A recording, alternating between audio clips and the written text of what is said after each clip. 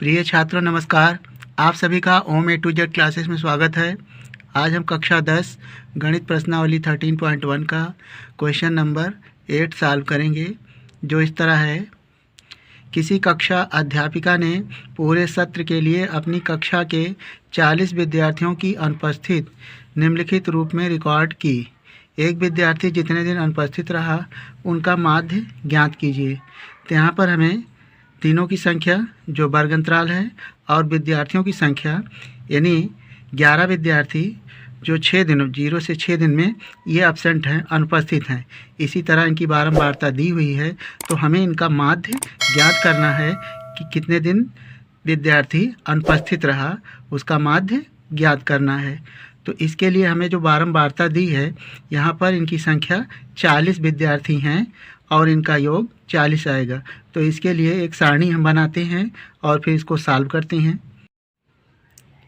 प्रश्न संख्या 8 के लिए हमने एक सारणी बना लिया। इसको हल करने के लिए, माध्य ज्ञात करने के लिए हम 3 विधियों का प्रयोग कर सकते हैं: प्रत्यक्ष विधि, डायरेक्ट मेथड और कल्पित माध्य विधि, और तीसरी है पग विचलन विधि। तो जब संख्यात्मक मान कम होते हैं तो प्रत्यक्ष विधि अधिक उपयोगी होती है। तो यहाँ पर संख्यात्मक मान यानी वर्ग चिन्ह का मान कम आएगा, जिसके कारण ये प्रत्यक्ष विधि अधिक उपयोगी है। तो यहाँ पर हमें जो दिनों की संख्या दिया है, वर्ग अंतराल का कॉलम हमने वर्ग अंतराल लिख लिया और विद्यार्थियों की संख्या का कॉलम नोट कर लिया। और ये विद्यार्थियों की संख्या 30 है, यानी जोड़ने पर हमें 40 प्राप्त होता है और 40 विद्यार्थी हैं। तो यहाँ पर हम लिख लेते हैं 40 हैं ये इनकी संख्या। अब हमें वर्ग चिन्ह ज्ञात करना है। वर्ग चिन्ह ज्ञात करने के लिए ये जो दिए हुए वर्ग अंतराल है, इसकी सहायता से हम वर्ग चिन्ह प्राप्त करेंगे। तो यहाँ पर 0 निम्न सीमा है और 6 उच्च सीमा है। निम्न सीमा और उच्च सीमा के योग से हमें वर्ग चिन्ह प्राप्त होगा, यानी 0 + 6 हो जाएगा 6, और 6 को हम 2 से भाग करेंगे तो वर्ग चिन्ह प्राप्त होगा। तो यहाँ पर ये आएगा 2/3 6, तो ये आ जाएगा 3। इसी तरह 10 और 6 को जोड़ेंगे तो हो जाएगा 16, और 2 से भाग करेंगे तो आएगा 8। फिर 14 और 10 को जोड़ेंगे तो हो जाएगा 24, और 24 को 2 से भाग करेंगे तो हो जाएगा 12।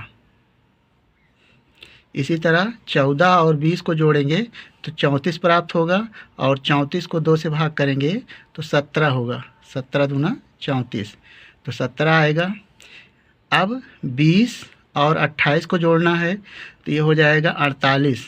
48 को 2 से भाग करेंगे तो हो जाएगा 24, इस तरह। और फिर 38 और 28 को जोड़ना है तो 28 और 38 को जोड़ेंगे 8 8 16, इस तरह जोड़ लें। यहाँ पर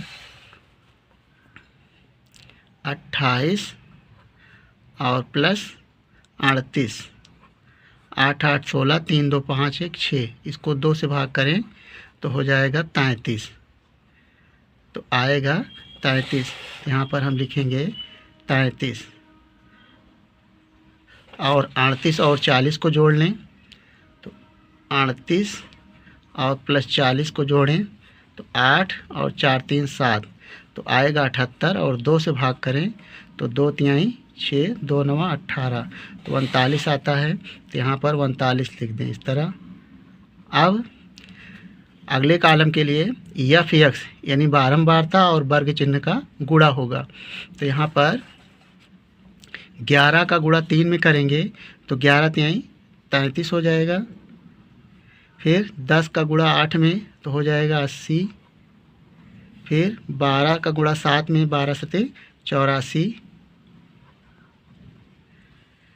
और 17 का गुणा 4 में तो 17 चौको 68, और 24 का गुणा 4 में करें तो हो जाएगा 96, 4 चौक 16, 4 दूनी 8 1 9, और 3 का गुणा 33 में करना है, 3 त्रिक 9, 3 त्रिक 9 99, और 39 1 9 39।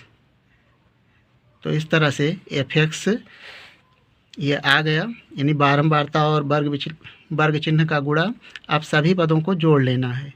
तो 9 9 18, 18 6 24, 24 8 32, 32 4 36, 36 में 3 जोड़ें तो हो जाएगा 39। हासिल 3 हुआ और 3 3 6, 9 6 15, 15 9 24, 24 6 30, 8 38, 38 8 46, 46 3 49 हो जाएगा। तो ये हो जाएगा 499। अब सिग्मा एफ आ गया और सिग्मा एफ, इन्हीं दोनों की आवश्यकता है। तो प्रत्यक्ष विधि से माध्य ज्ञात करने के लिए लिखेंगे माध्य यक्स बार संकेत है और इसका सूत्र होता है सिग्मा एफ एक्स अपान सिग्मा एफ। तो यहाँ पर सिग्मा एफ एक्स आया है 499 और सिग्मा एफ है 40। तो अब 40 और 499 को 40 से भाग करना है। तो यहाँ पर आप भाग कर सकते हैं इस तरह 40, ये आपका रफ कार्य है 499। तो यहाँ पर 4 का पहाड़ आएगा, 4 एकन्नम 4 अर्थात 40 एकन्नम 40, घटा दें तो 9 और फिर 1 अंक 99, 40 दूना 80, घटाएंगे 9 में से 0 जाएगा तो 9 और 9 में से 8 जाएगा तो 1। इसके बाद दशमलव लगा लें, 0 बढ़ाएं, 4 चौक 16, यहाँ पे दशमलव लगा लें और 4 पंचे 20 ज़्यादा हो जाएगा, 4 चौक 16 160 हो जाएगा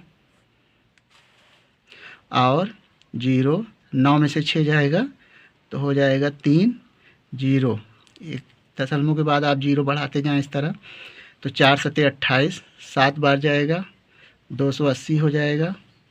फिर 0 10 में से 8 जाएगा 2, दशमलव लगाएं, 0 बढ़ा सकते हैं और 4 पंचे 20। तो यहाँ से 200 पूर्णतया विभाजित हुआ। तो काटने पर यक्स बार बराबर आया 12.475। इस तरह से यदि आप दशमलव के 2 अंक तक लिखना चाहें तो हो जाएगा 12 ये जो 5 है, यदि संख्या 5 है या 5 से बड़ी है और 5 को हटाना है तो अगले अंक में 1 अंक की वृद्धि हो जाएगी, अर्थात ये जो संख्या 7 है ये 8 हो जाएगा। तो 12.48 ये हो जाएगा और ये समांतर माध्य यानी माध्य आया 12.48। तो हमें दिनों की संख्या तो यहाँ पर लिख लें, दिन आएगा इतना दिन विद्यार्थी का जो औसत आया अनुपस्थित रहे और यही इस प्रश्न का आंसर हो जाएगा। तो हम आशा करते हैं कि आपको इस प्रश्न का हल समझ में आ गया होगा। आपका अपना किसी भी प्रकार का सुझाव या डाउट हो तो हमें कमेंट करेंगे। मिलेंगे एक नए वीडियो के साथ। जय हिंद।